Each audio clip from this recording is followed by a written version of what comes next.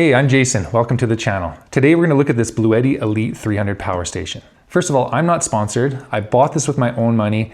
I did a ton of research and this is the one I went with. So these are my honest thoughts on this power station. So in this video, I'm going to go over some of the main features I like about this power station and why I went with it. I'm going to talk about why I bought this when we already have a generator. I'm also going to show you how we put it in our travel trailer, how I wired it in, and how it's beneficial to us for camping. And then how you can power the power station with a generator without bogging the generator down too much. I'll show you a couple things in the app, Pro Mode and the advanced settings, where you can have this charging up at exactly the amount of power you want. So again, you're not being too hard on your generator.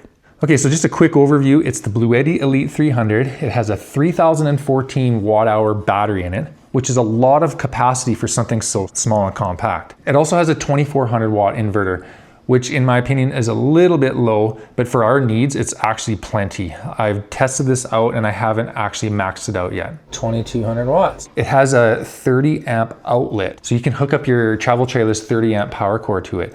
The energy will come out and go into your travel trailer. Your trailer thinks it's plugged into shore power. So for the most part, we don't even bring a generator camping. The only reason we would want it is if we wanted the air conditioning or to use the microwave or the air fryer. Our trailer has 2 solar panels on the roof, which put out about 400 watts, assuming you have perfect solar sunny conditions. It also has a 410 amp hour lithium battery and a 2000 watt inverter. So that's plenty of power to power all of the outlets around the trailer. So you can easily make a coffee, you can toast your toast. You can also use the outlets to charge any of your devices, your phone, your speaker. It also has USB ports, so you can just plug directly into it, and that's all running off that 12 volt battery. Most of these newer travel trailers are coming with 12 volt fridges. Ours seems to be pretty efficient considering how big it is, but it's continuously drawing about 50 watts. It's not always on, but once it kicks on, it's 50 watts. So in a day, it's gonna run our battery down at least 20%. So if you're parked in the shade, that's gonna last you maybe 5 days max. We recently did a little test. We went for 4 nights, and after 5 days, that battery was basically drawn right down to 0. But that was just the fridge and the lights, and one night we had to turn the furnace on for a little bit. So I have a solar on the side set up. I have a little portable panel that I can put out in the sun, and that will help offset the draw coming from the fridge. But on those really hot days, it's nice to just go inside. The dogs like to hang out on the bed, and you can bump on the air conditioner.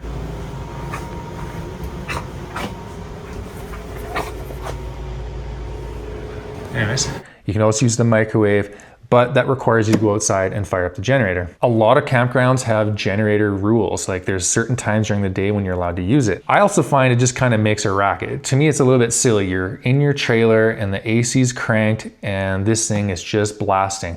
You could be down at the lake, you know, go for a swim if you're hot. So that's where this comes in really nice. When this is plugged in, our inverter senses shore power and it stops powering all of the outlets around the trailer. So anytime you use one of the outlets, it's not using the inverter and it's not drawing down the battery. Instead, it's taking its energy from this. Not only that, you can close up the doors and you can turn on the air conditioner, run the microwave at the same time if you want. You can make a pot of coffee, and it's all gonna be taking power from this. So our air conditioner is a really nice unit. It's a Furrion Chill Cube, 18,000 BTUs, and it draws about 800 watts max on a really hot day. It has a soft start, so it'll like slowly ramp up from 50 watts, 100 watts, all the way up to 800. If you do the math, 3,000 watt hours divided by 800 watts is just under 4 hours. So you could run it for 45 minutes and it's gonna cool down the trailer pretty good, feed the dogs, you know, make your iced coffee, and then go back outside. It's really nice. Where we camp, it can be 35 degrees outside. So inside the trailer, it's just unbearable. Turn the air conditioning on and all of a sudden it's just, ooh, that's nice. Okay, now I'm gonna talk about how you can use the app to set the power station so that it will only draw a certain amount of power from your generator. There's actually instructions on the top of the power station so you can adjust some of the modes, including the charging modes. This has 3 charging modes: silent, standard, and turbo. Turbo is the most useful if you can plug into the grid. It will charge at a full 15 amps, 1800 watts, and get this thing charged up really quickly for you. 1800 watts is gonna be too much for your generator though. So if I was to charge this with a generator, I'd want it to be right around 1,000 watts or maybe 800. You turn eco mode off. I find with eco mode, if it's trying to go up to 1,000, it's putting a lot of strain on it and the thing will shake quite a bit at the lower RPM. So I want the RPM to be up nice and high, and I like to charge it again around 800 watts. So if you set it to silent mode, plug the generator into the power station, this will charge up at 800 watts. But it also has pass-through. So let's say you want to turn something on in your trailer while the generator is charging it. You don't have to disconnect anything. However, it will bump up the power above 800 watts. And so that might put some strain on your generator. But the cool thing about this is you can go into advanced features, into pro mode, and set the max charging current so that no matter what, it will not pull more than 800 watts off this generator. Start.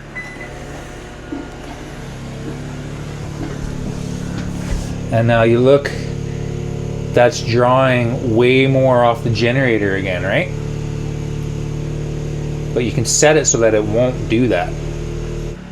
Keep that charging mode on silent. And now go into advanced setting, and you'll see when you go max charging input current, it went back up to 15. So you have to do this part last. So I'm gonna leave that at 8 and hit OK. Silent mode limits the charging to 800 watts. I have it set to 8 amps, so the maximum input will be 960. So that extra 160 watts is going to go basically straight through as the microwave is doing its thing. So check it out. So again, I had silent mode set to 8, which is 800 watts, and I had the max input set to 8 amps, which will give me a peak of 960. So I got that in there. I'm just gonna do another 20 seconds, hit start. And you hear the generator bog down a bit. I went up to 960 and it's outputting 1580 watts because the microwave needs that amount of power. Microwave will finish up pretty quick here.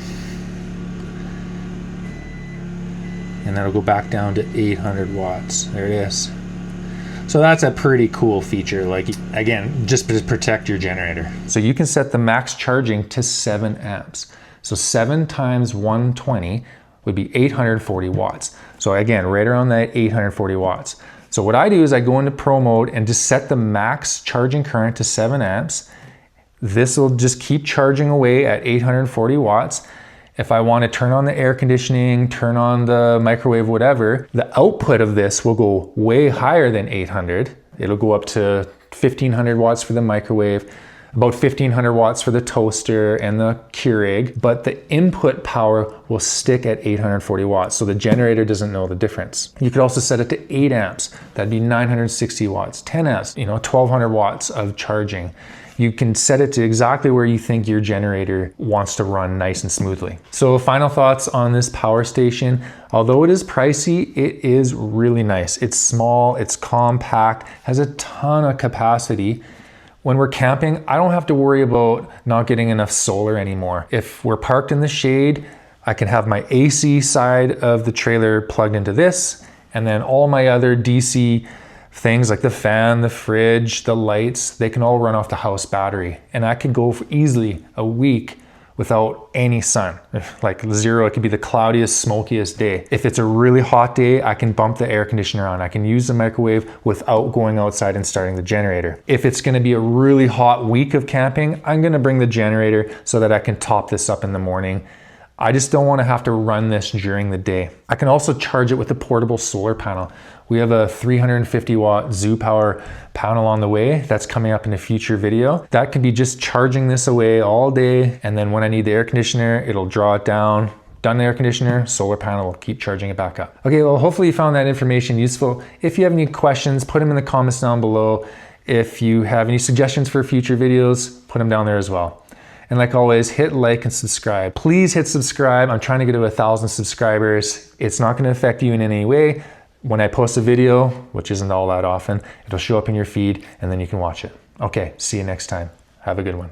Some other features I didn't talk about was the DC output ports as a 100 watt USB-C output. It also has a 140 watt.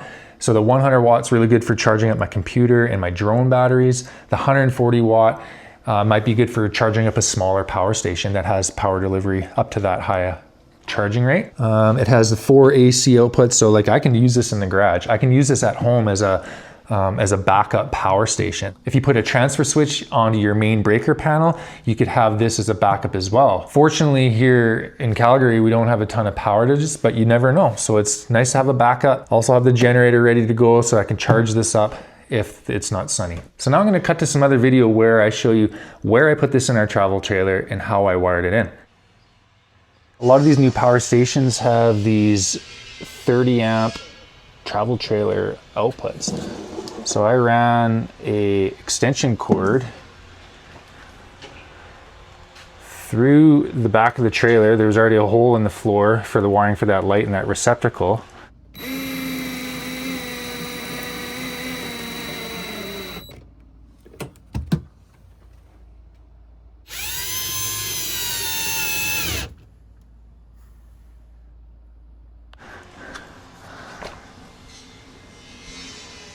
Then I installed a little waterproof box here for the under end of the cord, and I can easily access this here. So I just open up this little waterproof box. I can pull this right out.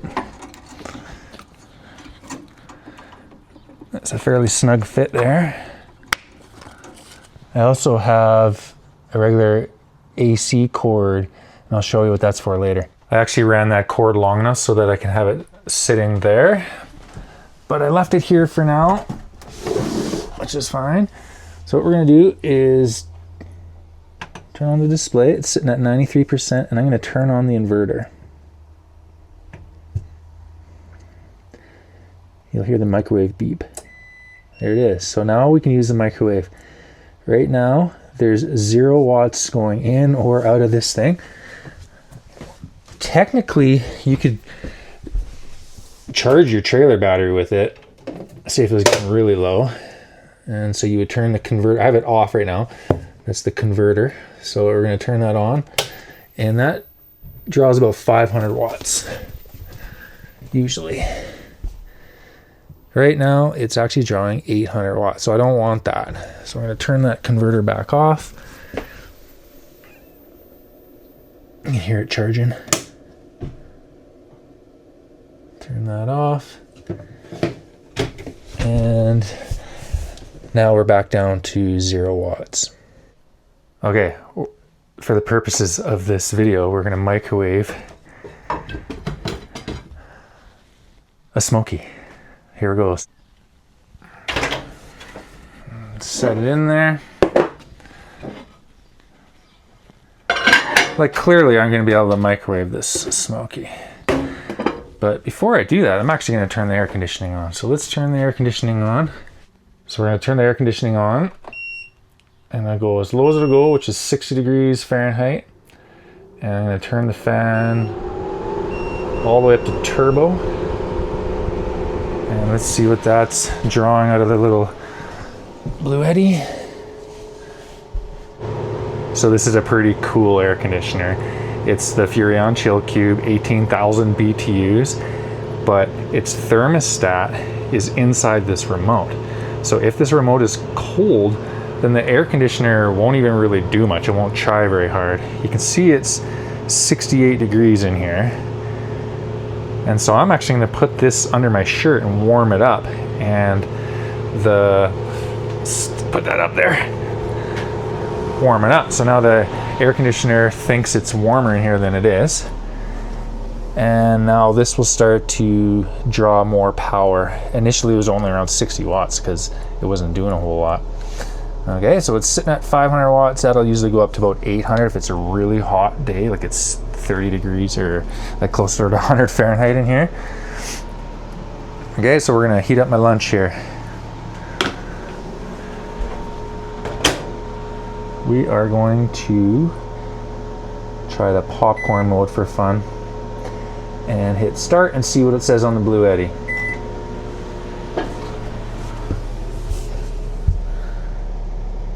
Okay, so we're going all the way up close to 2,000 watts up to 2,400.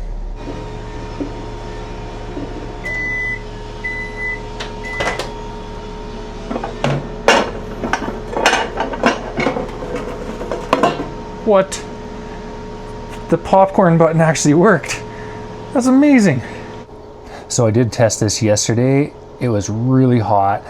This was running about 800 watts, plus the converter was going, so about 12 to 1300 watts. And then I was also able to make an iced coffee at the same time. We're gonna make an iced coffee now,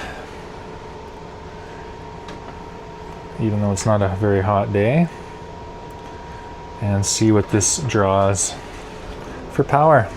So I'm running the air conditioner and the coffee machine at the same time.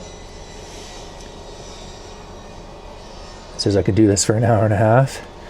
Notice I have 0 for the DC side. You can hook up quite a bit of solar power to this. It's 1200 watts. And so I only have a 100 watt solar panel that's portable that I could put outside. And so hopefully in the near future I'll be able to upgrade that so that when we're out camping in the sun and it's really hot, we can be charging this thing up while we're using the AC.